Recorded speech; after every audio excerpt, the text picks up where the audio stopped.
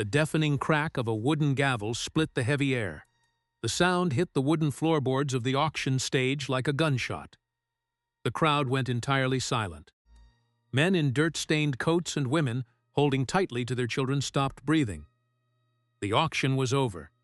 Mayor Thorne stood at the center of the wooden platform, his face red and sweating, his heavy hand resting on the wooden block. He looked out at the faces below him, his eyes hard and angry. He opened his mouth, and his voice carried over the quiet square. "Sold to the widow Blackwood," the mayor barked, his voice filled with venom. "God help them!" Cora stood at the back of the crowd. She wore a heavy black coat that fell to her knees. She did not flinch when the mayor called her name. She did not look at the men and women who turned to stare at her. The townspeople stepped back, giving her a wide path to the stage. They looked at the ground. No one made eye contact with the widow Blackwood.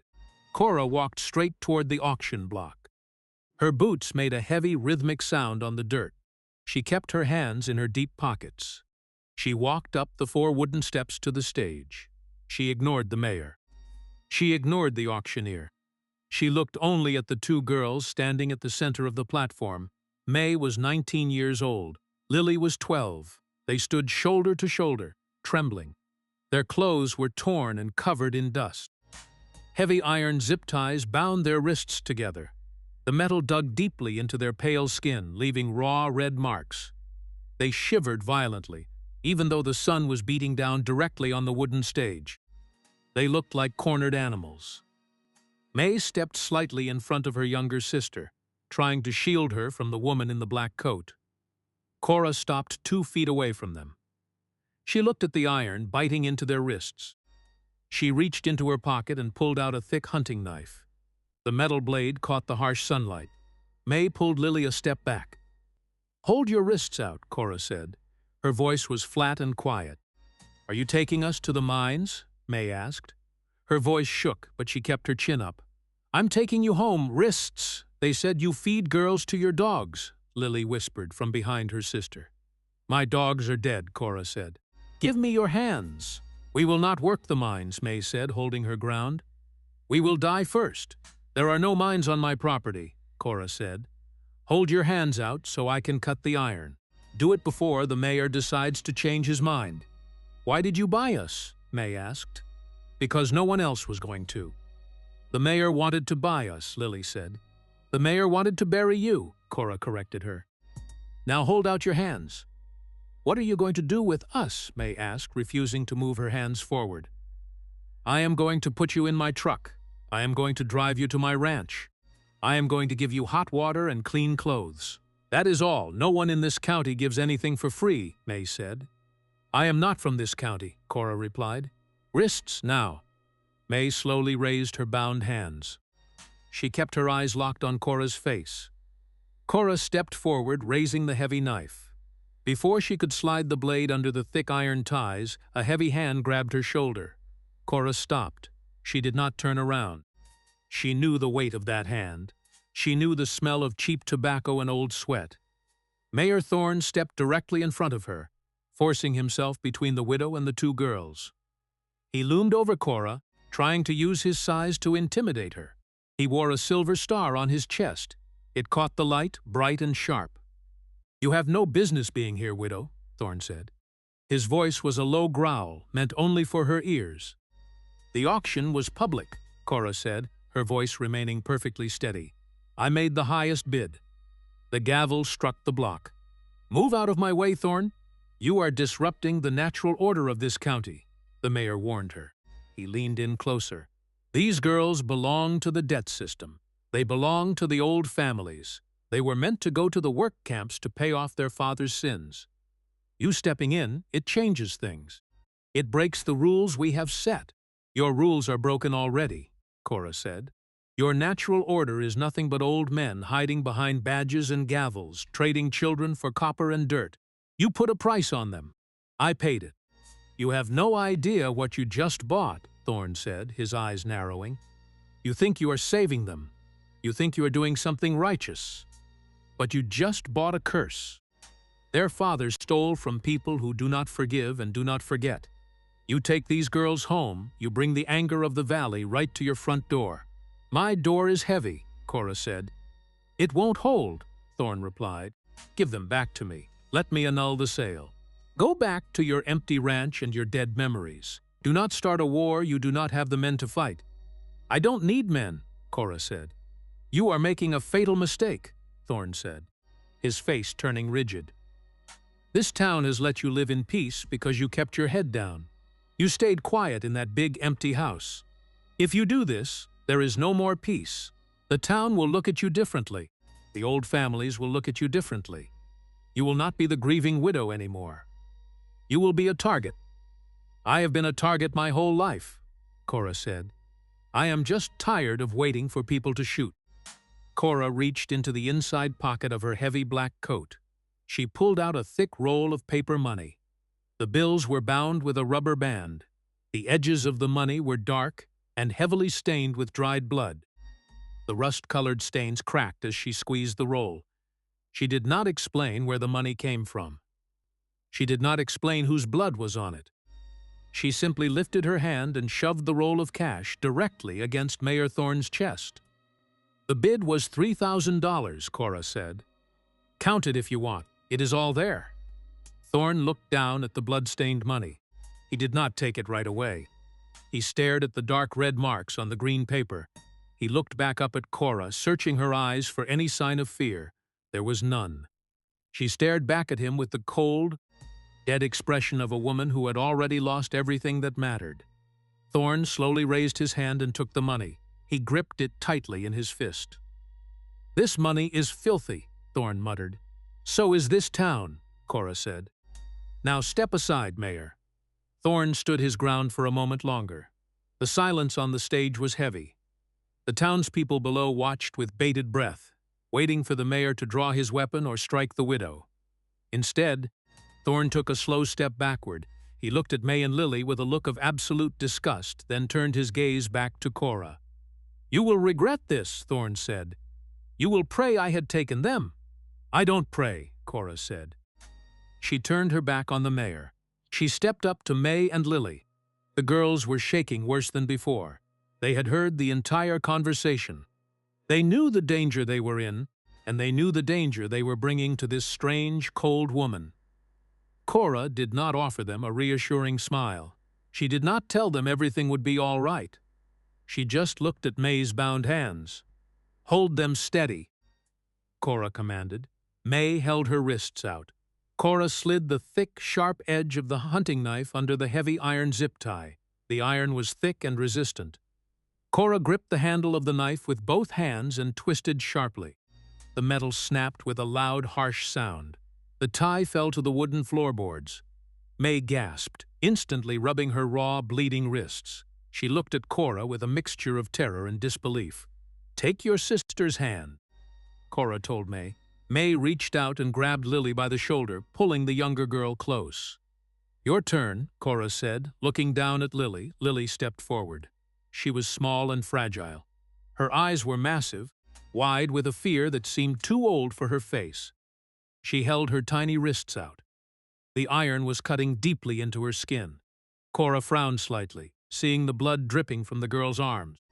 She knelt down on one knee to be eye level with the child. She carefully slid the blade under the metal binding. Hold very still, Cora said quietly. I do not want to cut you. Lily did not blink. She stared directly into Cora's face. She looked past the harsh lines around Cora's mouth. She looked past the deep, jagged scars that ran along Cora's jawline. She looked deep into Cora's dark, tired eyes. The town was entirely silent around them. Only the sound of the wind blowing dry dirt across the square could be heard. Cora applied pressure to the knife. The iron began to bend. Lily leaned forward. Her lips barely parted. Her voice was nothing more than a breath of air, a tiny, fractured sound that only Cora could hear. Evangeline, Lily whispered. Cora froze. Her heart stopped beating. The air left her lungs in a violent rush. Every muscle in her body turned to stone. The world around her seemed to vanish. The crowd, the mayor, the wooden stage, the bright, blinding sun. All of it disappeared. There was only the little girl staring at her with those wide, Ancient Eyes, Evangeline. It was a name that had not been spoken aloud in 20 years. It was a name that belonged to a different woman, in a different life. It was a name that was buried in a shallow, unmarked grave 2 states away, covered in dirt and ash and silence. No one in this town knew that name. No one in this county knew that name. Cora had burned every bridge, destroyed every record, and killed the only men who knew her true identity. She had built a fortress of lies and grief to make sure Evangeline stayed dead. Yet, here it was. Falling from the lips of a 12-year-old girl on a dusty auction block, panic, raw and blinding, surged through Cora's chest. Her hand trembled violently. The heavy hunting knife slipped. The razor-sharp blade cut sharply across her own thumb. Cora gasped. A sharp intake of air as the pain ripped through her hand. She pulled the knife back. She stared at Lily, her chest heaving, her mind racing through 1,000 terrifying possibilities. How did she know? Who told her? What had followed Cora to this place? Cora stared at Lily. Lily stared back, her expression unreadable. A single drop of bright crimson blood swelled on Cora's cut thumb. It gathered weight, hanging in the hot air for a fraction of a second. Then it fell. A drop of Cora's blood hit the wooden floor. The drop of blood hit the wooden floorboards.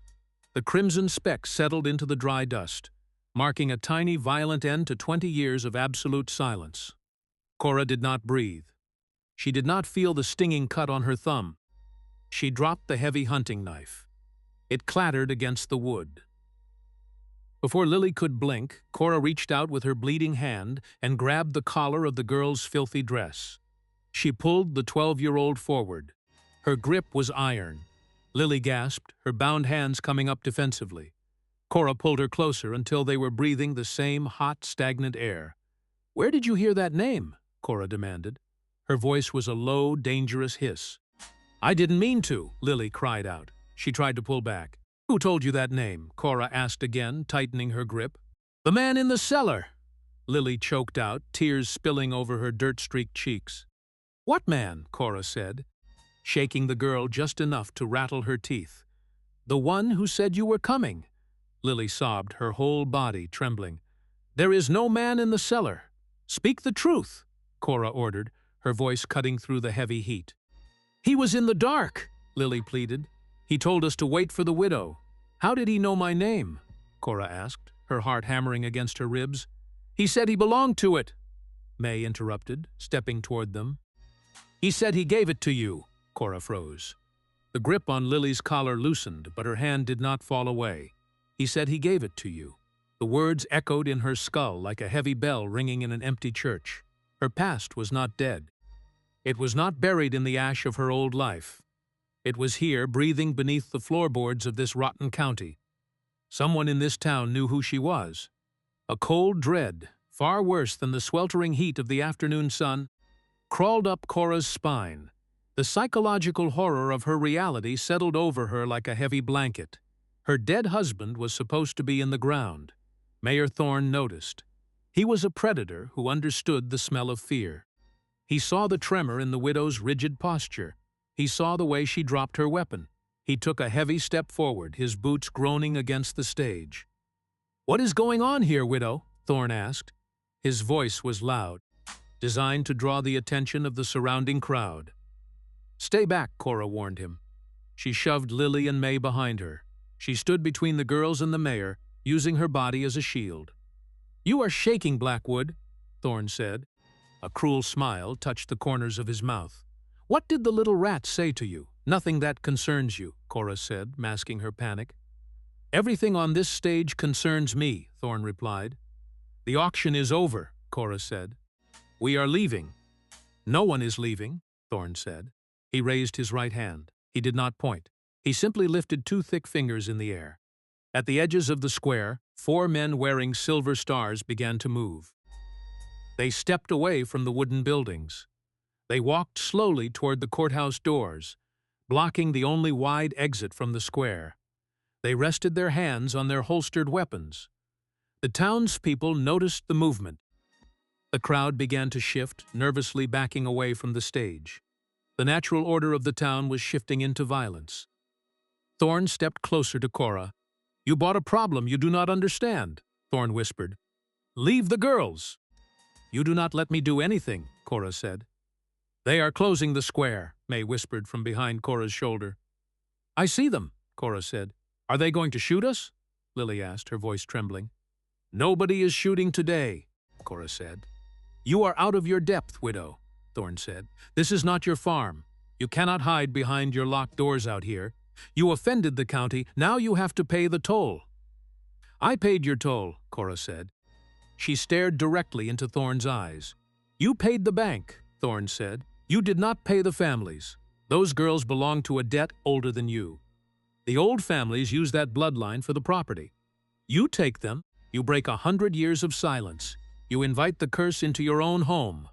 My home is already cursed, Cora said. You think you know what haunted means? Thorn laughed, a harsh, grating sound. You think sitting alone in the dark makes you untouchable? The things out here do not care about your grief. They only care about what is owed.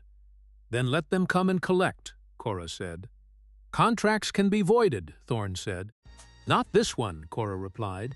I am giving you one last chance to save your own miserable life, Thorn said. Walk away from them, go home. Forget what you heard today. I am taking them with me, Cora said. Then you are taking a grave, Thorn told her. I already have one, Cora replied. She reached her bloody right hand deep into the pocket of her heavy black coat. Her fingers wrapped around the cold, checkered grip of a large-caliber revolver. She did not hesitate. She pulled the massive gun from her coat. She did not raise it. She did not aim it at Thorn's chest. She simply let it hang by her side, the long steel barrel pointing at the wooden floorboards. The heavy click of the hammer, cocking backward, sounded like a cannon in the quiet square. Thorn stopped smiling. He looked down at the gun. He looked back up at Cora's face. He saw the absolute lack of hesitation in her eyes. He knew she would pull the trigger. He knew she would kill him where he stood. You draw a gun on a mayor, you swing from a rope, Thorn said. His voice was tighter now. I am not aiming at you, Mayor, Cora said. But if you take another step, I will blow a hole through your stomach. You are a crazy woman, Thorn said. Move out of my way, Cora told him. They will gun you down before you reach your truck, Thorn warned. Then you will die first, Cora said. Move. You think you can fight the whole county? Thorn asked. I only need to fight you, Cora answered. Thorn hesitated. He looked at the heavy revolver. He slowly took a step to the side. He cleared the path to the stairs. Walk, Cora told the girls. Do not run. Stay right behind me. May grabbed Lily's bound hands. They stepped carefully around the mayor. Cora followed them, walking backward down the wooden stairs. She kept her eyes on Thorn. She kept the revolver by her side. When her boots hit the dirt of the square, she turned slightly. She faced the crowd. The townspeople parted like water. Men and women stumbled backward, desperate to get out of her way. They stared at the gun. They stared at the blood dripping from her hand. No one spoke. The silence was an agonizing pressure in the dry air. Every face they passed was twisted with judgment or fear. These were people who had ignored Cora for a decade. They had allowed her to fade into the background, a silent ghost who bought feed and left without speaking. Now she was tearing the fabric of their corrupt reality apart. A woman in a faded floral dress pulled her young son behind her as Cora approached. An old man spat chewing tobacco into the dirt, his eyes locked on the heavy iron dragging by Cora's side. Cora did not blink, she did not waver. The psychological horror of Lily's whisper still pounded in her veins. Evangeline. The man in the cellar. The ghosts were crawling out of the earth. She had to get to her ranch. She had to get behind her heavy wooden doors. The secrets she had buried were clawing their way back to the surface. Her fortress of isolation was cracking wide open, exposing the bloody foundation it was built upon. Keep walking, Cora ordered the girls. The men with the stars are at the gate, May said. Keep your eyes on my back. Do not look at them, Cora commanded. They have rifles, Lily whispered. Look at the ground, Cora said. Keep moving. They walked through the dusty square. The sun beat down on their shoulders. The 4 deputies stood at the iron gate of the courthouse square. They watched the widow approach. They saw the heavy revolver in her hand. They looked past her, seeking a signal from Mayor Thorne. Thorne stood on the stage, watching her leave. He did not raise his hand. He did not give the order to fire. He simply watched her, his face a mask of cold fury. The deputies shifted nervously. Their boots scraped against the gravel. "Move!" Cora said to the deputies as she approached the gate. "The mayor didn't say you could leave," the tallest deputy said. He kept his hand on his gun belt. "The mayor is deciding if he wants to live today," Cora said. "What about you?" "You are stealing county property," a second deputy said. "I am claiming what I bought," Cora corrected him. "You don't own them," the tall deputy said. "Step aside," Cora warned. The deputy looked at her dead eyes. He looked at the gun. He slowly took his hand off his belt. He stepped aside. The other 3 men followed his lead. They cleared the gate. The path to the dirt lot was open. "Go," Cora told the girls. "Where is your truck?" May asked rapidly. "Across the street, the rusted one." "Move fast," Cora said. They hurried through the open iron gate. Cora's rusted truck was parked in the dirt lot across the street. The heavy steel body was dented and faded by the sun. It looked like a relic, a metal beast waiting to carry them away from the nightmare. "Get in the back," Cora commanded as they reached the vehicle. "The back?" May asked. "Get in the back floorboard. Keep your heads down," Cora said. She opened the heavy passenger door. May climbed in, dragging Lily with her. They squeezed into the tight space behind the front seats, curling themselves into tight balls on the dirty floorboard. Cora slammed the door shut. She walked around to the driver's side. She opened the door and climbed behind the steering wheel. She placed the heavy revolver on the seat beside her. She shoved the key into the ignition. She twisted the key hard. The old engine sputtered, coughed, and then roared to life. The truck shook violently. A thick cloud of black exhaust shot out of the tailpipe. Cora grabbed the heavy metal gearshift. She looked in the rearview mirror. Mayor Thorne was no longer standing on the stage. He was marching through the crowd, pointing his thick finger directly at her truck. He was shouting orders.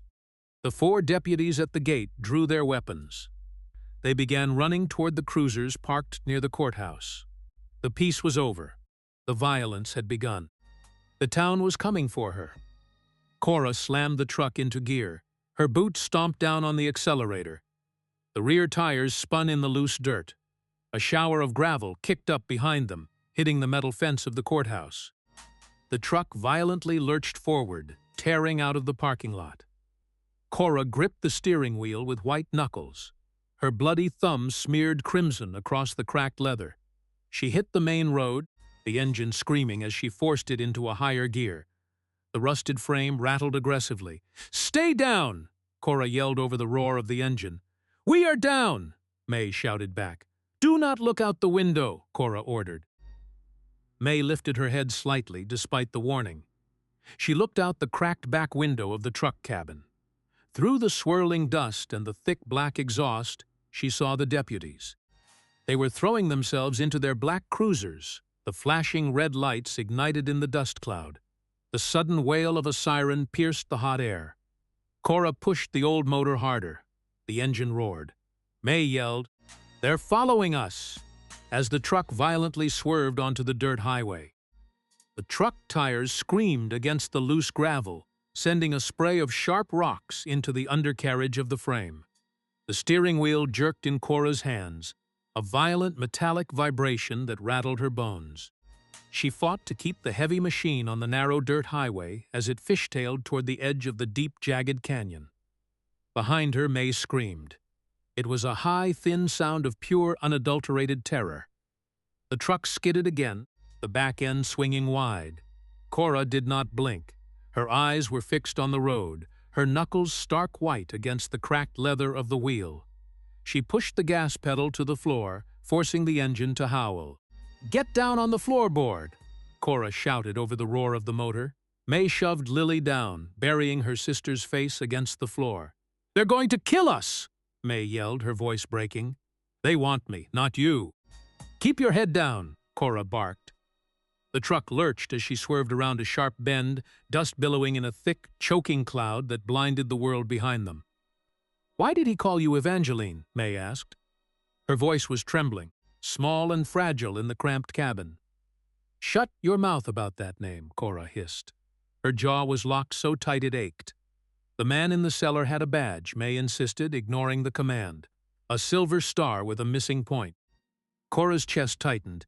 She felt the air leave her lungs in a sharp, cold rush. The star, the missing point. It was a memory she had buried in the ashes of a burning house a decade ago.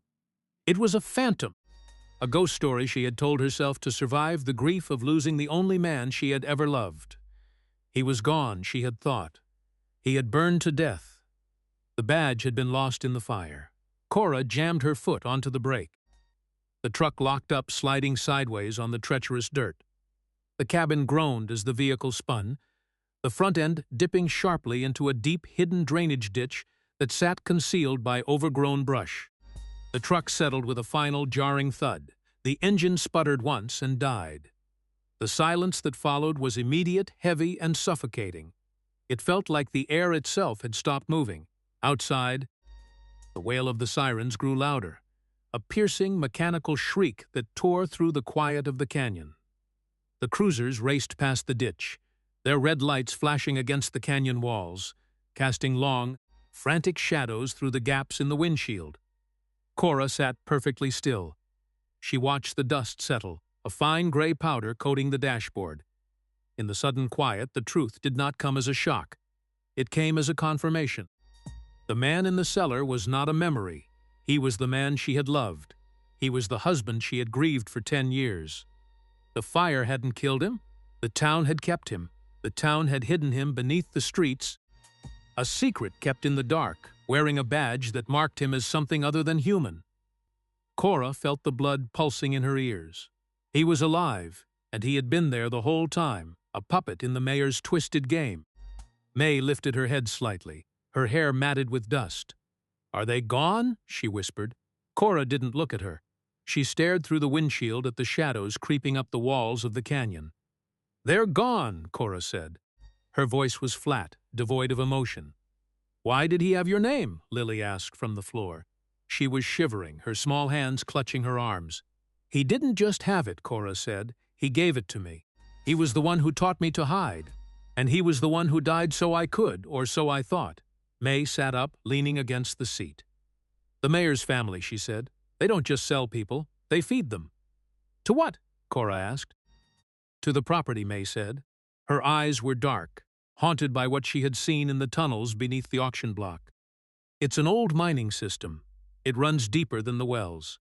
They say the men who work it are ghosts. They don't have records. They don't have lives. They just have the debt. The mayor uses them to keep the town running. They harvest the people who have nothing left, and they put them in the dark, and they never let them out." Cora turned her head slowly. She looked at the sisters. She saw the fear in them, but she also saw something else, a hardening, a mirror of her own resolve. The town wasn't just corrupt, it was a machine built to devour. Cora looked out at the setting sun. The sky was bruising, turning a deep, sickly purple. She felt the grief, the years of mourning, the nights spent staring at the ceiling of her empty house, all of it rising to the surface and burning away. The widow who had wept for a dead man was gone. In her place was a woman who understood the score. She understood the game. The mayor had made a fatal error. He had taken the one thing she loved and turned it into a monster. But in doing so, he had given her the only thing she needed to truly burn this place to the ground. A reason to hate. Her face hardened, the lines around her eyes sharpening into something ancient and terrifying. She didn't feel the weight of her sadness anymore.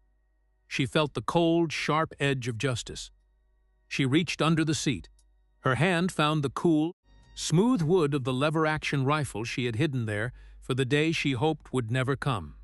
She pulled it out. The weight was familiar, a grounding presence in the chaos. She didn't hesitate. She didn't offer a prayer. She didn't look for mercy. She checked the chamber. The metallic sound of the mechanism was a promise. She racked the lever. The sound of the chamber sliding home echoed in the tight, airless cabin, a sharp, cold crack that seemed to fill the entire canyon. Cora felt the vibration of the rifle in her palms. It wasn't just a tool anymore. It was an extension of her will. She looked at the dashboard, then back at the sisters. They were watching her, their eyes wide, waiting for the command. They didn't know what she was capable of, and for now that was fine. They would learn. The truck was a wreck, but it was still functional. She would drag it out of the ditch, and she would drive it straight back to the gates of the ranch, and then she would walk into the town. She wouldn't come as a widow. She wouldn't come as a victim. She would come as the thing they had tried to bury. She felt a grim smile tugging at the corners of her mouth. It was a smile she hadn't worn in 20 years.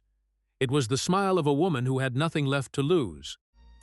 The town had secrets, and she was going to expose every single one of them. She was going to tear the floorboards up until there was nothing left to hide. She was going to find the seller. She was going to find the man with the silver star, and she was going to give him back the life he had stolen from her. The shadows deepened in the canyon, the light dying, leaving them in the cold embrace of the dusk. Cora put her hand on the key. She looked at the rifle one more time, then braced herself. She was going to be the storm. She was going to be the end of the debt. She turned the key, and the engine roared to life, a guttural growl that defied the silence of the night. She shifted into gear, the truck shuddering as it fought to climb out of the ditch. The mud and gravel flew, the wheels spinning, digging, clawing their way back toward the road. The truck rose, swaying, before finally catching purchase on the solid earth. She pulled onto the highway, the headlights cutting through the darkness like twin spears. The road ahead was narrow and winding, leading back to the heart of the rot. Every mile was a step closer to the reckoning. She drove with a precision that was almost supernatural, her focus absolute. The sisters stayed quiet, their breathing shallow, but their fear had transmuted into something steadier, something tougher. They were no longer just cattle for the auction block. They were witnesses to a vendetta. Cora didn't speak. She didn't need to. The silence in the truck was a battlefield, and she had already won the war. She could see the faint glow of the town's lights on the horizon, an ugly, flickering orange. It looked like a fire that refused to go out. She would fix that. She would make sure the fire was extinguished, completely and forever. The road ahead was long, and it was filled with dangers, but she was past caring about the risks. The only thing that mattered was the destination. She gripped the steering wheel, the rifle resting against her thigh, a silent sentinel of the promise she had made to herself. The night was cold, but she didn't feel it. She felt the heat of the fire that was coming, the fire that would cleanse the valley and silence the ghosts. The truck moved forward, a dark shadow against the darker sky, heading toward the inevitable collision with the past. She knew the mayor would be waiting. She knew the deputies would be patrolling. She knew the old families would be watching from the windows of their big, empty houses, wondering when the widow would finally break. They would see her coming, and they would see the rifle, and they would know that the time for silence was over.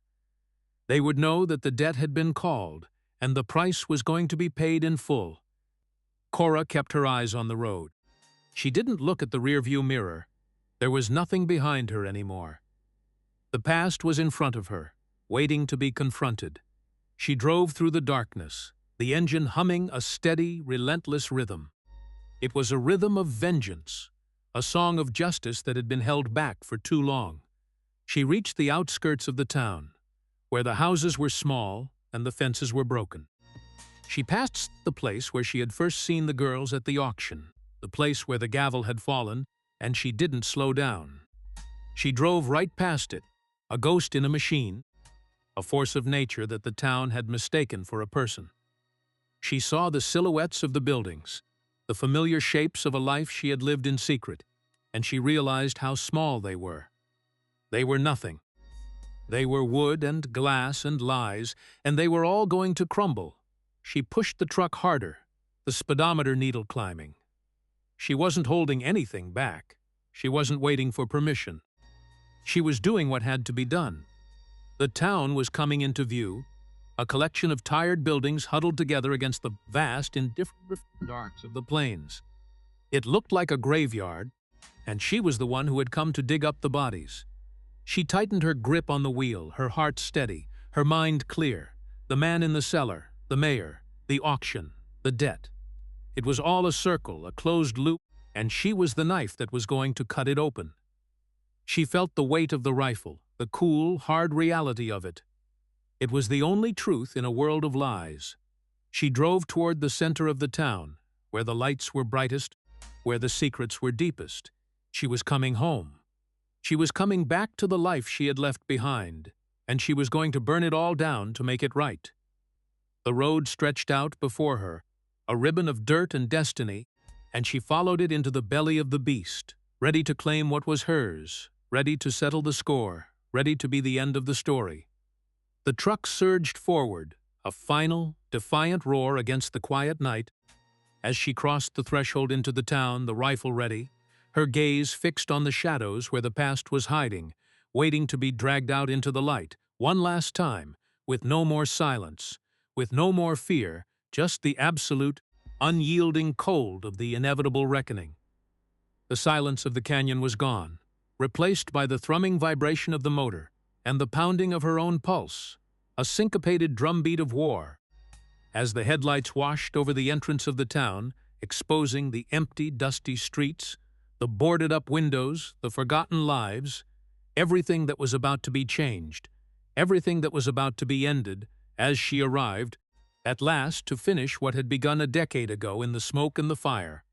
A cycle of blood and broken vows coming to a head, the widow, the sisters, and the gun, moving through the night, a silent, deadly trio destined for the heart of the darkness, where the secrets were buried deep, where the truth was waiting to be spoken, where the justice was finally going to be served, a cold, hard, definitive end to the long, slow, agonizing decay that had consumed the valley for so long.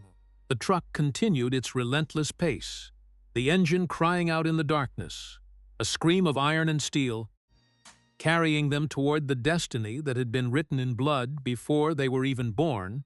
The road was theirs, the night was theirs, and the ending, finally, was going to be theirs to write in the flames and the ash and the fury that was coming, like a storm, like a judgment, like a final breath, sweeping away the lies of the past to reveal the truth that had been hidden in the cellar.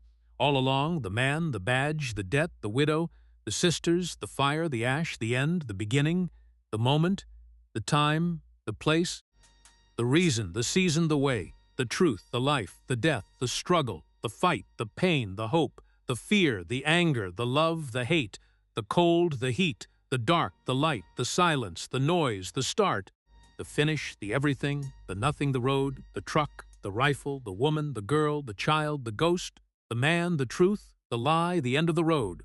She drove. She did not stop. She would not stop. Not until the fire was out, not until the cellar was empty, not until the debt was paid, not until the ghosts were gone, not until the truth was standing in the sun, not until the widow was finally truly free. The town lights grew larger, brighter, closer, a beacon of malice, a beacon of war, a beacon of her final, desperate, beautiful, violent purpose. She accelerated. The truck roared. She entered the town, the rifle in her hand, her eyes locked on the darkness ahead, where the past was waiting for her, where the future was waiting for her, where the end was waiting for her, where she was, finally, going to be the storm. The metallic clack of the rifle slide echoed in the tight, airless cabin like a death knell. Cora kicked the truck door open with her boot, the heavy metal swinging wide to reveal the suffocating, ink-black void of her own driveway. They were parked in front of the farmhouse, a sprawling, jagged silhouette against a starless, uncaring sky. It was a house that looked like a rotting tooth sticking out of the gums of the earth. There were no lights in the windows. There was no smoke rising from the chimney. There was only the sound of the wind, a low morning whistle that cut through the tall, dead grass of the surrounding fields.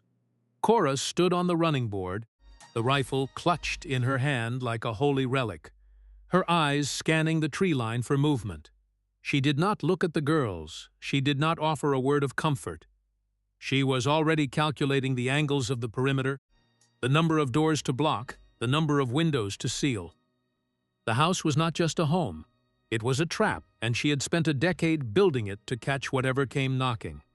She stepped down into the dust, her boots crunching on the dry soil, the sound amplified in the vast silence. Cora hauled the girls out of the truck, her grip firm and unforgiving. She pushed May and Lily toward the front door, the wood of the structure feeling cold and damp beneath their frantic touch. The front door groaned on rusted hinges as she shoved it open, the interior of the house instantly swallowing them in a darkness so thick it felt tangible. The house was a mausoleum. There were no family portraits on the walls, no mirrors to reflect their weary, terrified faces, no remnants of a life once lived. It was just heavy, oppressive wooden furniture, the smell of dust and stagnant time, and the deep, heavy shadows that clung to the corners like living things. Cora didn't turn on a lamp. She didn't need one. She knew every inch of this floor, every creak of the floorboards, every hidden void behind the wainscoting. She moved with the efficiency of a soldier, dropping the rifle on the heavy oak table in the foyer and moving straight to the stash of tools she had kept hidden beneath a loose rug. "Grab those nails," Cora ordered, her voice cutting through the silence. May stumbled forward, her hands still raw from the auction ties, reaching for the handful of rusted iron spikes. Cora shoved into her chest. "Are we going to die here?"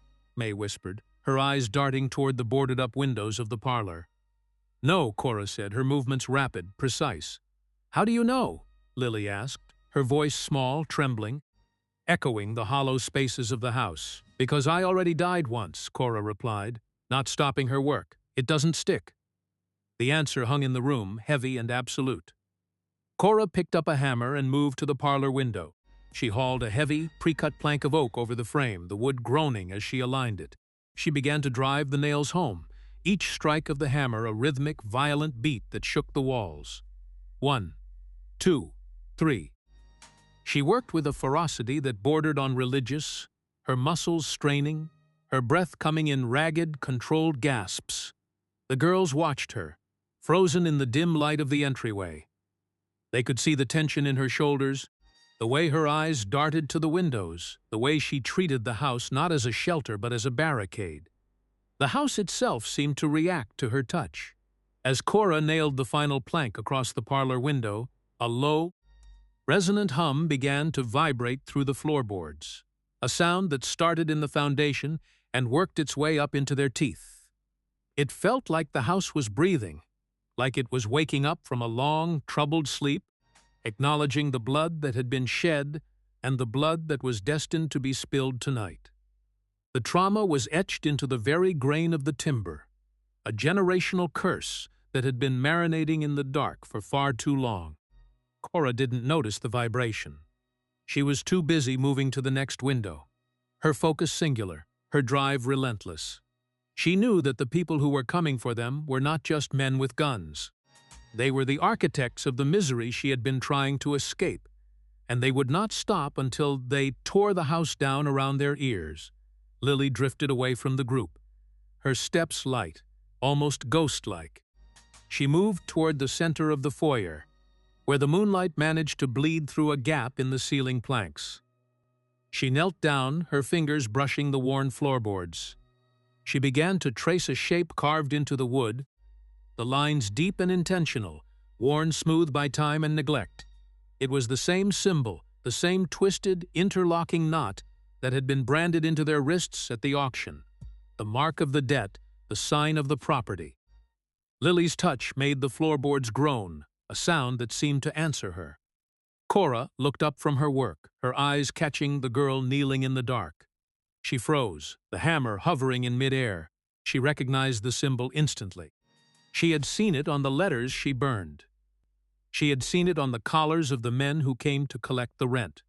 She realized then that the rot she had been running from wasn't just in the town. It wasn't just in the mayor's office. It was here. It was buried in the very foundations of her own home, woven into the architecture of her life, a structural truth she had been living on top of for 10 years without ever knowing it. The house wasn't shielding her from the town. It was the town. It was the epicenter of the cycle. Cora dropped the hammer. It landed with a dull thud. But the sound seemed to trigger something larger. The floorboards beneath them seemed to shift, a subtle, uneasy movement of timber and earth. The psychological weight of the revelation crashed down on her. The house was not a tomb, it was a well, and everything she had done to escape her past had only served to anchor her more firmly to it. Trauma was not an act, it was a legacy. She felt the breath of the house, a cold draft that smelled of wet earth and ancient iron. May reached out and grabbed Lily's hand, pulling her away from the carved floorboards, but it was too late. The mark was traced, the connection made, and the house had accepted the input. The silence was no longer empty. It was expectant. It was waiting for the violence to arrive. Cora felt a strange, detached, calm wash over her. She picked up the hammer again, but her hands were steady now, the frantic energy replaced by a cold, hardened resolve. She turned to the sisters. "We need to go to the basement," Cora said. Her voice was steady, devoid of panic. "Why?" May asked, her voice cracking. "Because the basement is the only place they can't burn," Cora said. She moved toward the back of the house, toward the heavy door that led down to the stone foundation. The girls followed, their eyes wide, their bodies tense. Every footfall on the stairs felt like a transgression. The basement was cold, darker than the floor above, the air heavy with the scent of damp soil and forgotten things. Cora lit a small lantern, the flames sputtering to life, casting long, wavering shadows against the stone walls. She didn't show them the crates of ammunition she had hidden in the corners. She didn't show them the maps of the tunnel systems that she had meticulously drawn over the last decade. She simply led them to the center of the room, where a large iron-ringed trapdoor lay dormant in the dirt. "Stay here," Cora commanded. She sat on an overturned crate, the rifle resting across her lap. She looked at the sisters, who were huddled together in the corner, a portrait of innocence lost to the machinery of greed. She wanted to tell them it would be all right, but she knew the lie would taste like ash. Instead, she sat in the dark, the lantern light flickering, illuminating the lines of her face, the scars, the hard, unforgiving set of her jaw. She was the widow, the woman who had walked through the fire and emerged, but the fire hadn't left her. It had forged her, and now, the fire was coming back and she was ready to greet it. The house groaned above them, the timber framing settling, the sound carrying down the stairs like a whispered warning. Cora stood up. She walked to the basement stairs and placed her hand on the wood, feeling the vibrations coming from outside. It was faint at first, a low, rhythmic thumping that seemed to shake the very foundations of the earth. Cora tilted her head, listening. It wasn't the wind, it wasn't the settling of the house. It was the sound of engines, heavy and synchronized, approaching the driveway. She climbed the stairs with silent, predatory grace, her eyes fixed on the gap in the window boards. She peered through the narrow sliver of night, her breath held tight in her chest. Through the cracks in the wood, she saw them. 3 sets of headlights cut through the darkness at the front gate, their beams sweeping the yard like the eyes of a starving beast. The lights were cold, bright, and clinical. They came to a stop in unison, the engine noise dying instantly, as if the vehicles had been switched off by a single hand. For a moment, the ranch was plunged into total, suffocating blackness as the headlights turned off, leaving them in a world of shadow and waiting. Cora stepped back from the window. She turned to the girls, her face illuminated by the moonlight filtering through the boards. "They are here," she said. Her voice was not a whisper. It was a statement of fact. May stood up, her hand finding a heavy iron poker from the fireplace. Lily stood beside her, her small fists clenched, her eyes burning with a sudden, fierce defiance. They were no longer victims. They were participants. Cora looked at them, and for the first time in 10 years, she felt a sliver of hope, a sharp, piercing light in the dark. She picked up the rifle, the metal cold and comforting. She walked toward the front door, the house settling into a heavy, expectant silence, the stillness of a trap about to be sprung. The air in the house was thick with the scent of ozone, the smell of the storm that was about to break. She took her position, her back against the wall, her eyes fixed on the handle of the front door. She could hear the crunch of boots on gravel, the low, murmuring voices of men who thought they were coming to a graveyard. They were wrong. They were coming to a battlefield. The handle of the door began to turn, slowly, carefully, as if the person on the other side was savoring the moment. Cora didn't flinch. She watched the metal mechanism, the way it yielded to the pressure, the way it announced the intruder. She felt the house around her, the timber, the nails, the foundations, all of it holding its breath. She felt the history of the place, the secrets it kept, the blood it drank, and she knew that the walls were not just keeping the men out, they were keeping the horror in, and the horror was ready to eat. The handle turned, the latch clicked, and the door creaked inward, just a fraction, a dark, yawning mouth opening into the night. Cora's finger curled around the trigger. Her heart was a steady, rhythmic thud, a battle drum in the quiet of the house. She waited for the first shadow to cross the threshold, the first sign of the rot that had come to reclaim what it thought it owned. The house stood silent, a sentinel of grief and vengeance, waiting for the first drop of blood to hit the floor. The darkness was total, a perfect void, but in the center of it, Cora was a beacon of cold, unyielding purpose. The door pushed open wider, the wood complaining under the force, and a silhouette emerged, tall and imposing, framed by the faint, gray light of the outside world. Cora took a breath, the air filling her lungs, sharp and clean, a final preparation for the end of the world as she knew it.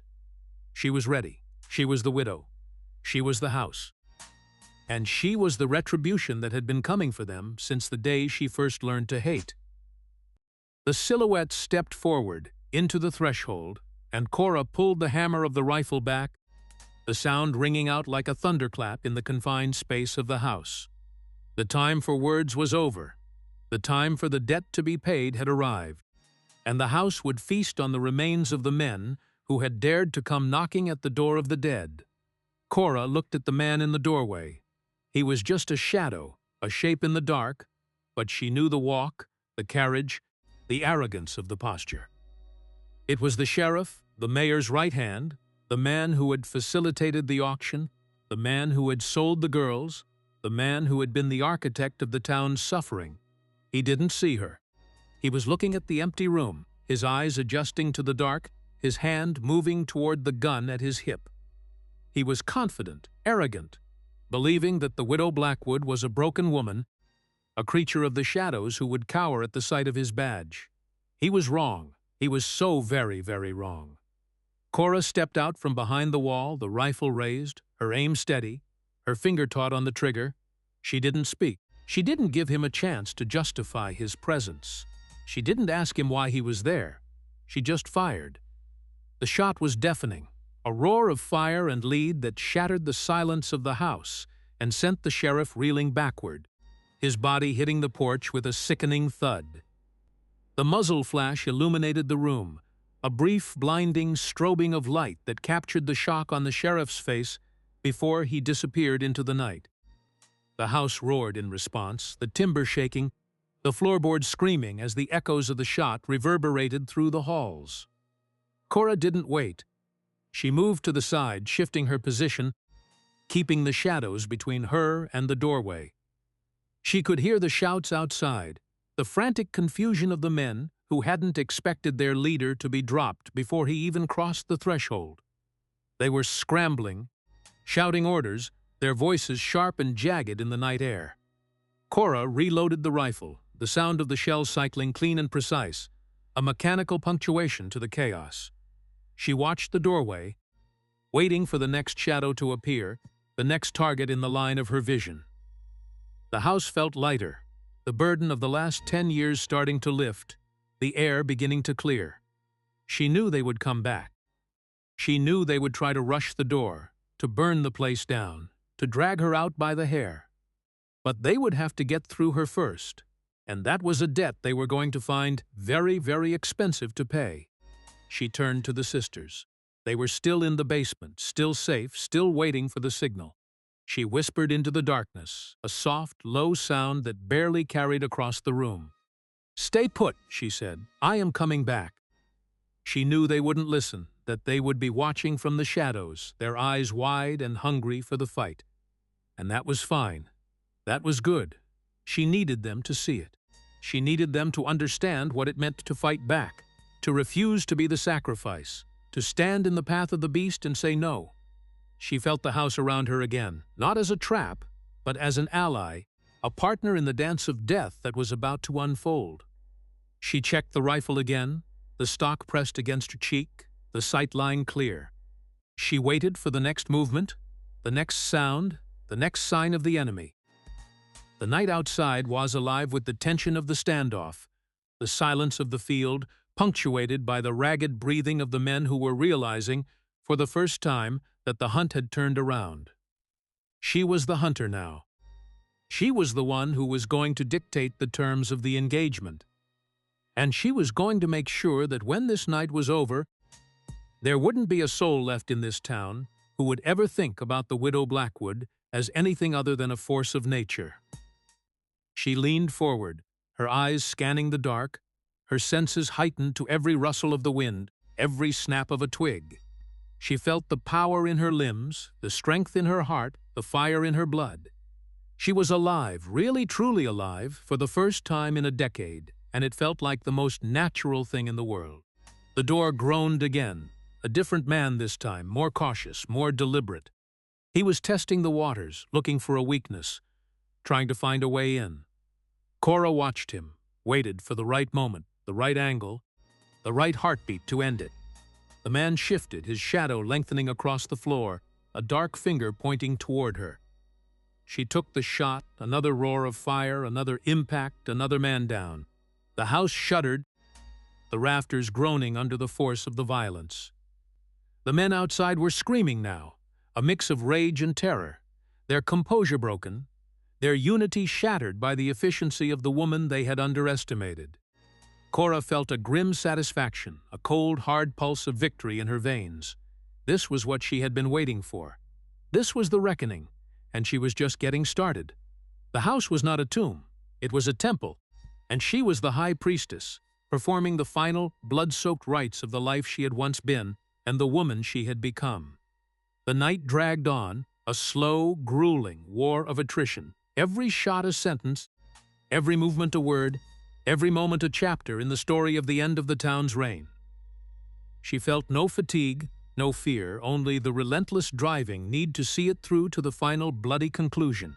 The house held its ground, the boards and nails and beams standing against the assault, a testament to the strength she had poured into it over the years. And as the dawn began to threaten the horizon, a faint, gray promise of a new day, she knew that she would be standing, that she would be the one to see the sun come up over the ruins of the place she had once called home. The silence began to fall again, the shouting dying down, the men retreating, their resolve spent, their numbers diminished.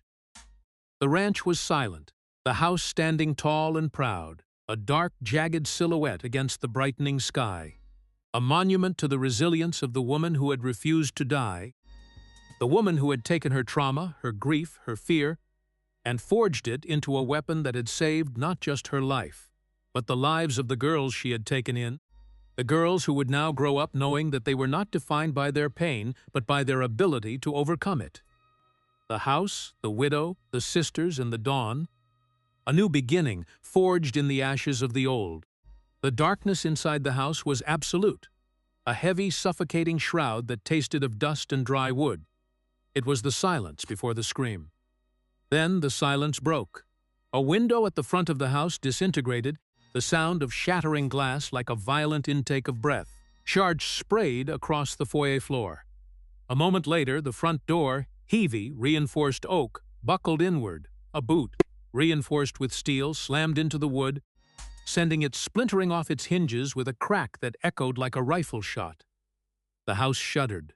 Cora stood at the top of the stairs, her feet planted, her grip firm on the lever-action rifle.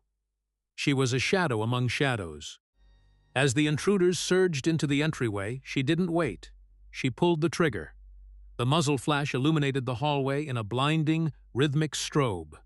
White light exploded, catching the shapes of men in vests, their eyes wide with the sudden violent turn of the night. She worked the lever, the casing ejecting with a metallic ring, and fired again. The hallway was a strobe-lit nightmare of smoke and thunder. The deputies were not cautious anymore. They were desperate.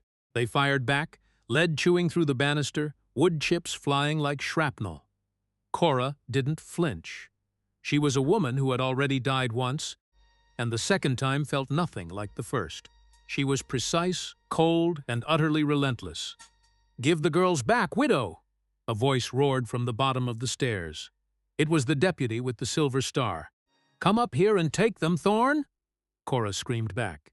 Her voice didn't shake. It was a blade. She fired again, the recoil bruising her shoulder. The hallway was thick with the smell of sulfur and burning cedar. "Your husband screamed your real name when we put him in the dark!" Thorn yelled, his voice straining with rage. He was trying to rattle her, to pull at the loose threads of her memory, to make her hesitate. "He should have screamed yours," Cora retorted. She shifted her stance, aiming for the flash of a belt buckle. She was fighting for more than just the girls. She was fighting for the truth that had been buried beneath the floorboards of this rotten county for a decade. The firefight was a chaotic, brutal symphony of violence. Every time the muzzle flashed, the hallway transformed, the shadows shifting, the walls seeming to pulse with the rhythm of the gunfire. She felt a searing heat rip through her right shoulder. A bullet had grazed her, tearing through the muscle. The pain was sharp, a white-hot line, but she didn't fall. She couldn't fall. She leaned against the wall, her breath ragged but controlled, her focus narrowing down to the space at the bottom of the stairs. May appeared at the top of the landing. She was trembling, her hands shaking, but her eyes were hard. She looked at the blood spreading across Cora's shoulder, then down at the floor, where a fallen deputy lay still. The man's shotgun was kicked aside, lying in the open. May looked at Cora, then at the gun.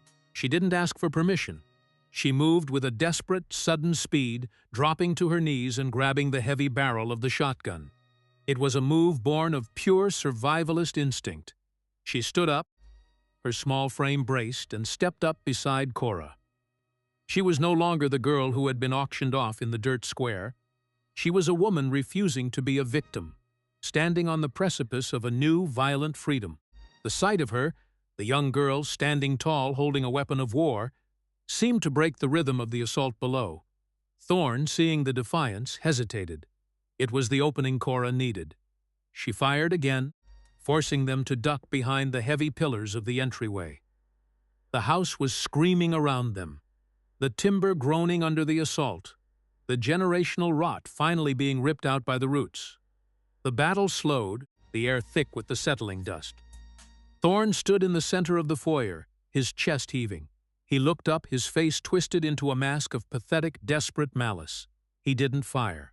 He spoke, his voice carrying clearly up the stairs. "You don't understand the machinery of this place, widow," he spat. "You think this is just about debt? You think this is just about money? This town lives on the names of the dead. We use the names to bind the living to the land. When we spoke your true name, Evangeline, we didn't just label you. We claimed you. We tethered you to the property, to the mines, to the history we've written in blood. By speaking it, we owned you. You were ours from the moment you stepped back into this valley. We didn't need to chase you. We just need to wait for you to come home to the name you left behind." The revelation hung in the smoke. It was a grotesque, ancient logic, the kind of horror that didn't hide in the dark, but built the house. Cora felt the weight of it, the cold, suffocating realization that the town was a living, breathing creature that fed on identity. But the realization didn't break her. It empowered her. She looked at May, then back at Thorn. She knew the name wasn't a chain. It was a key. She turned and moved toward the kitchen, her steps heavy, her shoulder burning.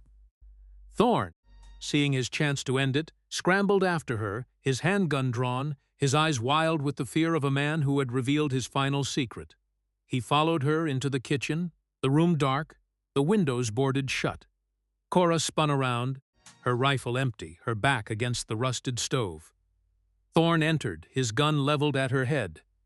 He was laughing now, a broken, hysterical sound that grated against the silence of the house. "You're done, Evangeline," he wheezed. "Killing me won't unearth your husband. He's gone, buried in the dark, and your name is the lock on the door. Even if you kill me, the land keeps him. The debt stays. You'll never be free. You'll be the widow Blackwood until the day you rot in the ground." He was standing close now, his breath smelling of stale whiskey and bile. He was savoring the victory he thought was his. He didn't see the match in her left hand. He didn't see the movement as she struck it against the wall. The flare of the match was bright, blindingly white against the darkness of the kitchen. It was a small, fragile flame, but in the confined, kerosene-soaked air of the room, it was a sun. The light reflected in Thorne's terrified, dilated eyes, the sudden comprehension of his end dawning on his face like a slow-moving storm. He had spoken of binding the living to the land, but he had forgotten the one thing that truly freed them: the fire. Cora held the match, her hands steady, the flame dancing near the floorboards, where she had poured the fuel hours before. The house, the curse, the debt, the name, it was all going up in the smoke that had been waiting for them since the day the first shovel hit the dirt. Thorne looked at the flame, then at the floor, and his knees gave out. He tried to speak, to beg, but the words died in his throat as the match moved downward. It was the end of the line, the end of the secret, the end of the town's reign over the living and the dead. The silence that followed was heavy, expectant, the calm before the firestorm. Cora looked at him, not with hate, but with the cold, absolute clarity of someone who had already paid the price of admission. She was ready. The fire flared up, orange and greedy, leaping from the floor to the walls in a matter of seconds. Thorne screamed, but the sound was quickly swallowed by the roar of the blaze. Cora turned her back on him. She walked toward the back door, her shoulder bleeding, her resolve burning brighter than the flames behind her. She pushed the door open, the cool night air hitting her face like a benediction. She didn't look back. She didn't need to see the house go. She felt the structure begin to buckle, the wood turning to ash, the secrets finally burning into nothingness. She walked out into the open field toward the tree line where the darkness was still deep and indifferent. She was free. The name was gone. The house was gone. The debt was settled in the currency of heat and light. She felt the sisters close behind her, their footsteps light on the grass. They were together. They were alive. They were the ones who had walked through the furnace, and they were the ones who were going to tell the story of the day the town finally ran out of time. She looked up at the sky. The stars were clear, cold, and distant. They didn't care about the town, or the curse, or the widow Blackwood. They were just points of light in the infinite, empty dark. And for the first time in 10 years, that felt right. The violence was behind her. The fire was ahead of her. She kept walking. She didn't know where she was going, but it didn't matter. The path had been cleared. The history had been erased. She was just a woman, walking into the night, the weight of the name lifted from her shoulders. Every step felt lighter, every breath easier. She wasn't running away anymore. She was walking toward something else, something new, something that hadn't been carved in stone or written in blood. She was walking toward the horizon, where the first hint of gray light was beginning to touch the edges of the world. She didn't look back at the burning house. She didn't look back at the town. She kept her eyes on the road ahead. The road was hers, and the future was hers to define. The sisters followed, their fear replaced by a strange, quiet wonder. They were the witnesses, the survivors, the ones who would carry the memory of this night into the world. They were the proof that the cycle could be broken, that the fire could cleanse, that the name could be discarded. They walked through the tall grass, the sound of their movement a soft, rhythmic friction against the silence of the valley. The fire behind them continued to roar, a beacon in the night, a signal to anyone watching that the era of the old families was over. The valley was silent. The town was silent. The only thing left was the sound of the wind moving through the trees like a long, slow sigh. It was a beautiful, terrifying peace. Cora felt it settle over her, a quiet, humming vibration in her blood. She was whole. She was herself. She was Evangeline no more, and she was the widow no more. She was just a woman, in a field, under the stars, waiting for the day to break. The fire began to die down, the flames retreating into the dark, leaving behind only the glowing skeleton of what used to be her prison. It was a skeletal, haunting sight, the house standing there, a monument to the endurance of grief. But it was empty now. The ghosts were gone, the secrets were ash. The valley felt different, lighter, the air thinner, as if the suffocating weight of the curse had finally lifted. Cora stood for a moment, letting the cool wind wash over her. She thought about the things she had done, the lives she had taken, the choices she had made. She didn't regret any of it. It was the cost of the exit, the price of the freedom she was now holding in her hands. She had played the game, and she had won, and the board was now empty. She was ready for the next move, whatever it might be. She was ready for the world. She turned to May and Lily. Their faces were smudged with soot, their eyes wide and shining in the dark. They were terrified, and they were hopeful, and they were alive. Cora reached out and touched May's cheek. It was a small, gentle gesture, but it meant everything. "You did good," she said. Her voice was soft, worn, but steady. May nodded, her eyes filling with tears. "We made it," she whispered. Cora looked at the horizon, where the sun was beginning to touch the edge of the world. "We made it," she agreed. The first rays of light hit the fields, turning the dew into diamonds, the shadows into gold. It was a new day, a new life, a new beginning. She walked on, the sisters beside her, the fire behind them, the world in front of them, an infinite, unmapped space of possibilities. She felt the strength in her legs, the steady beat of her heart, the clear, sharp edge of her own identity. She was the one who had decided the end. She was the one who had held the match. She was the one who had walked away. She didn't owe the town anything. She didn't owe the land anything. She didn't owe the dead anything. She was free. The feeling was intoxicating, a rush of light and air that made the ground beneath her feel less like a prison and more like a path. She was going to keep walking until she found a place where the names were just names, and the land was just land, and the past was just a memory, a place where she could be herself, without the baggage of the history she had burned. She was going to build a life, a real life, one that was not built on the bones of others, but on the foundation of her own choices. The fire was a fading memory, a dull orange glow in the distance, slowly being swallowed by the rising light. The house was gone, the curse was broken, the debt was paid in full. The town was waking up to a world that didn't know what had happened in the night, a world that was oblivious to the shift that had taken place in the valley. They would find the ruins. They would find the bodies. They would wonder. They would whisper. They would fear. But it wouldn't matter. They couldn't reach her. They couldn't touch her. She was already gone, a ghost in the morning mist, a story that would be told in whispers for generations, but never fully understood. She was a legend, a myth, a truth that had been forged in the crucible of the fire, and she was moving on to the next chapter. She looked at her hands. They were raw, scarred, covered in soot, but they were her own. They were the hands of a survivor, the hands of a builder, the hands of a woman who had fought for her own soul. She wouldn't wash them yet. She wanted to remember the feel of the soot, the texture of the struggle, the weight of the moment that had changed everything.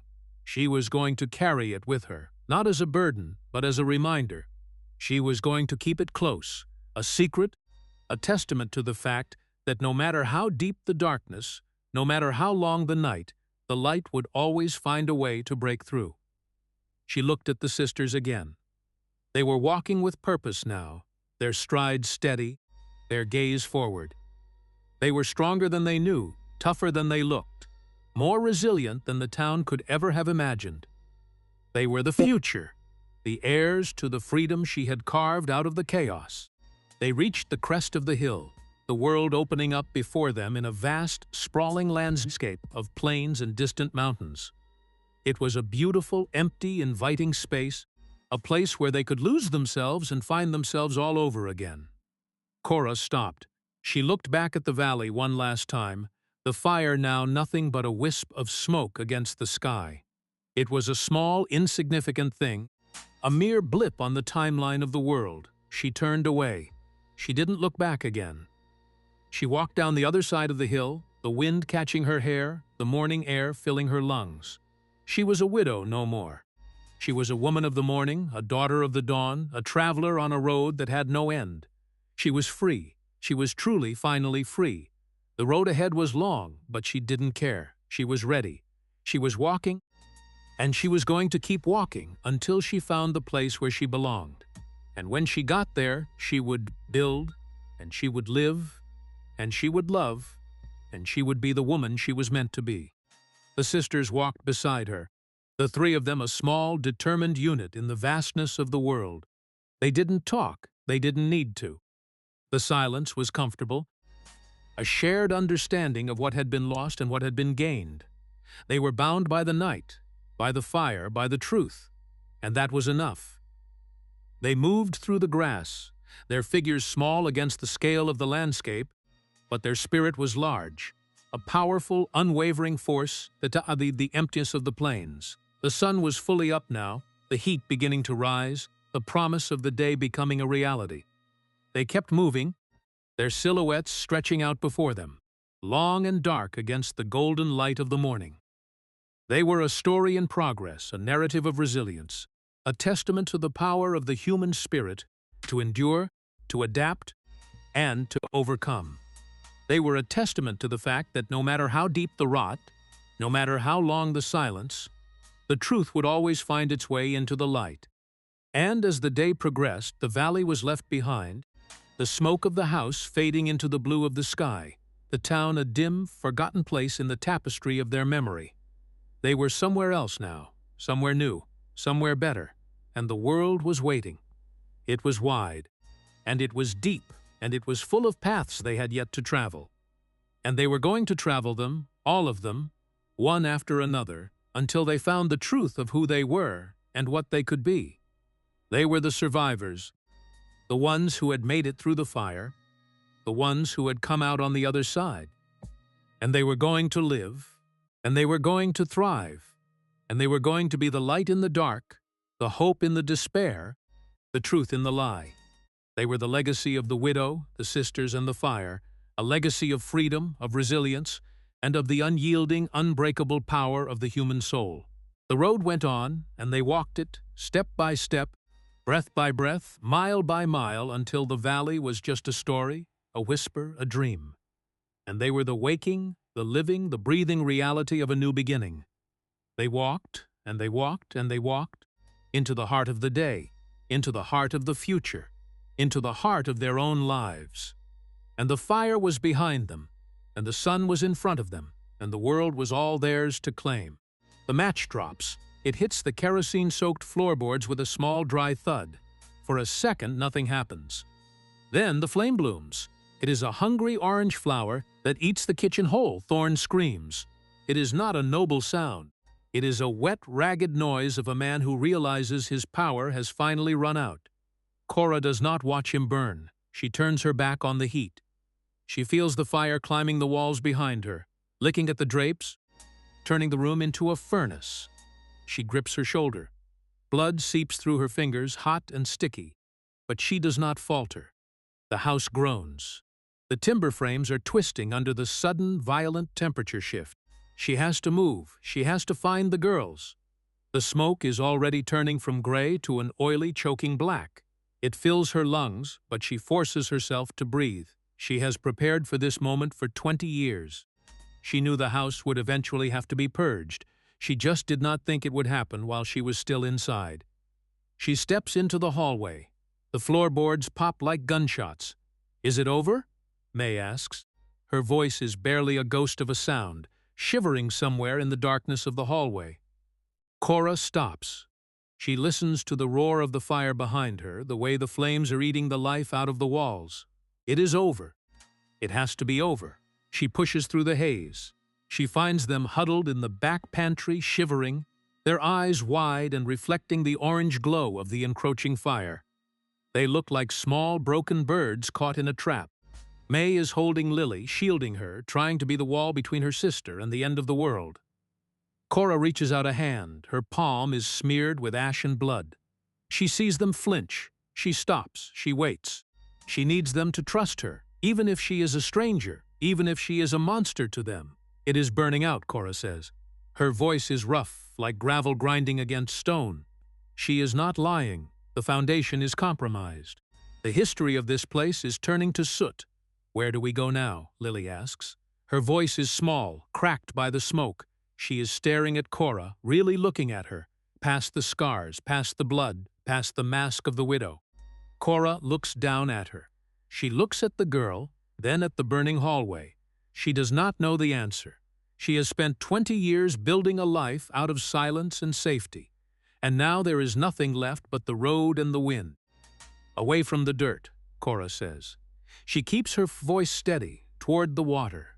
She does not tell them that the water is hundreds of miles away. She does not tell them that they have nothing in their pockets. She just gives them a destination. She gives them a direction to move. That is all they need. They are still shaking. The adrenaline is fading, replaced by the crushing weight of what just happened. The house shakes. A beam collapses in the kitchen, sending a shower of sparks into the air. The roof is going to follow soon. What do we call you? May asks. She is standing up now. She is looking at Cora, not as a captor, not as a savior, but as something else, something dangerous, something real. Cora looks at the burning house. She thinks about the grave 2 states away. She thinks about the name carved into the stone, the name she left behind when she ran. She thinks about the woman she was before the terror began, before the town, before the mayor, before the debt. She takes a breath. The air is foul, but it tastes like freedom. Evangeline, she says. The name sounds foreign on her own tongue. It feels heavy, like a key to a door she thought was locked forever. Evangeline. The girls stare at her. They do not know the history. They do not know the ghost she is invoking. They just know that the widow is gone. There is only this new, dangerous woman standing in the center of the fire. Come, Cora says. She turns toward the front door. She pushes it open.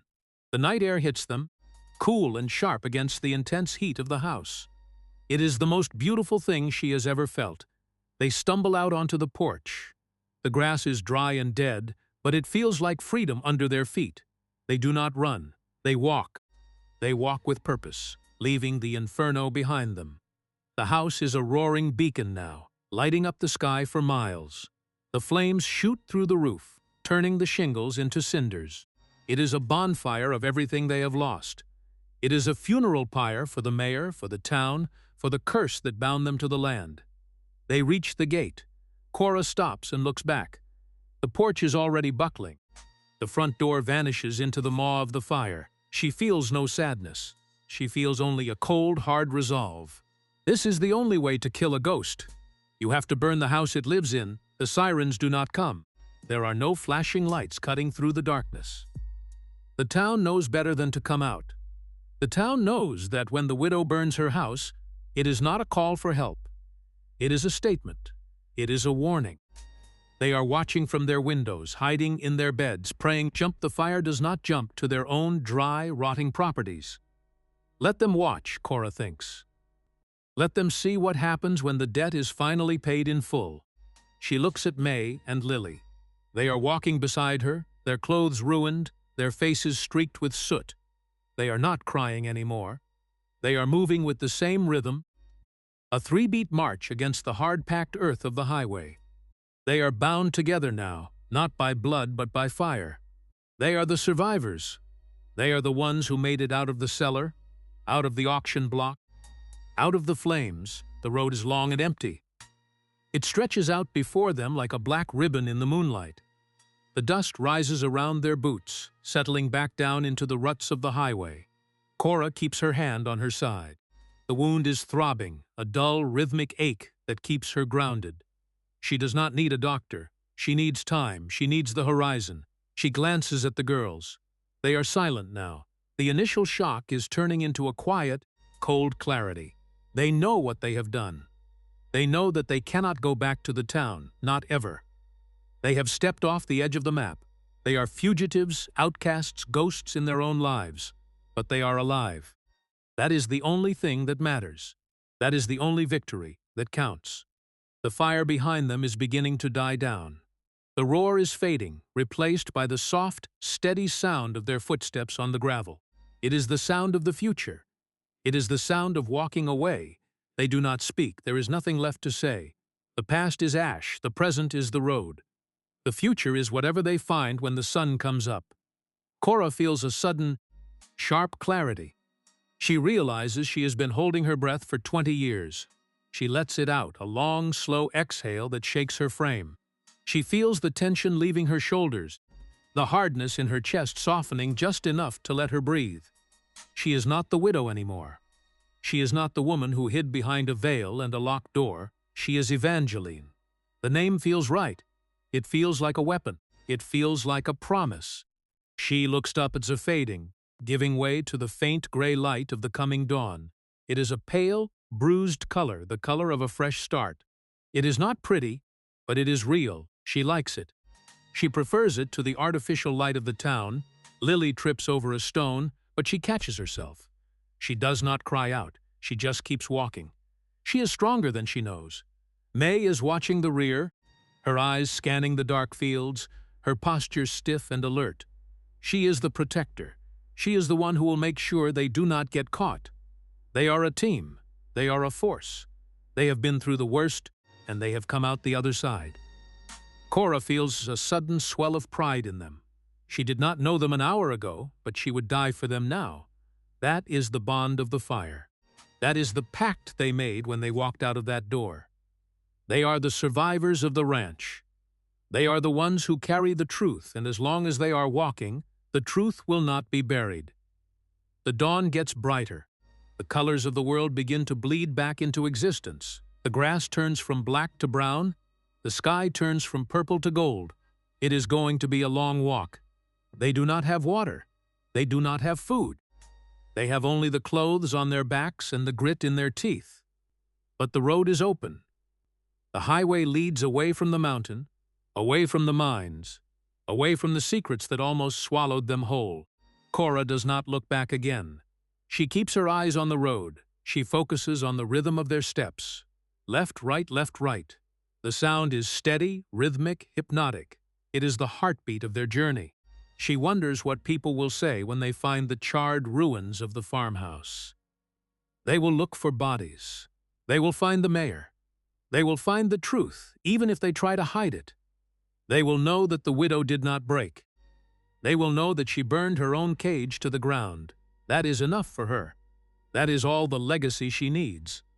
The sun begins to peek over the horizon, casting long, dramatic shadows across the dirt highway. The light is harsh and unforgiving, exposing everything, hiding nothing.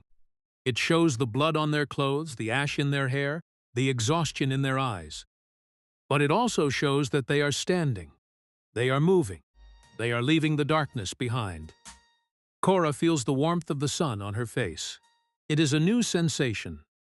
She has lived in the shade for so long that she had forgotten what it felt like to be touched by the day. It feels like a benediction. It feels like a beginning. She looks at the road ahead. It is empty, endless, and inviting. She knows there will be challenges. She knows they will be hunted. She knows that the town will not let them go without a fight. But that is for later. That is for the next mile. For now, there is only the road. They walk past the edge of the property line. They are officially gone. They are no longer part of the county, no longer part of the system, no longer property of the state. They are free. The weight of it hits Cora like a physical blow. She has to stop for a moment to catch her breath, leaning against a fence post. The girls stop too. They wait for her. They are a unit now. They are bound by the same fire that consumed the house. They look at her, waiting for the signal to keep going. She straightens up. She winces, the pain in her shoulder reminding her that the battle was real, that the cost was high. She nods. They keep walking. The farmhouse is now just a distant smear of black smoke against the morning sky, a fading memory of a nightmare they have survived. It gets smaller and smaller until it is just a speck, then nothing at all. The wind picks up. It smells of sagebrush and distance. It is a clean, honest smell. It wipes the scent of the smoke from their clothes, bit by bit. The road stretches out before them, unmapped and unknown. There are no signs, no markers, no guidance. They are navigating by instinct alone. Cora leads the way. She does not know exactly where she is going, but she knows where she is not going back to. That is enough. That is the only map she needs. The highway dips into a valley, and for a moment the road disappears into the haze. It looks like they are walking into the sky. It is a strange, beautiful sight. It is the kind of view that makes a person feel small, but in a good way. It makes their problems seem small too. It makes the mayor, the debts, the auctions, and the mines seem like a bad dream that is finally fading away. May glances at Cora. She wants to say something, but she holds back. She sees that Cora is lost in her own thoughts, and she respects the silence. Lily is watching a hawk circle above them, her face turned toward the sun. She looks peaceful. She looks like a child again for the first time since the auction. That alone is worth the fire. That alone is worth the blood. Cora feels a wave of gratitude that is almost overwhelming.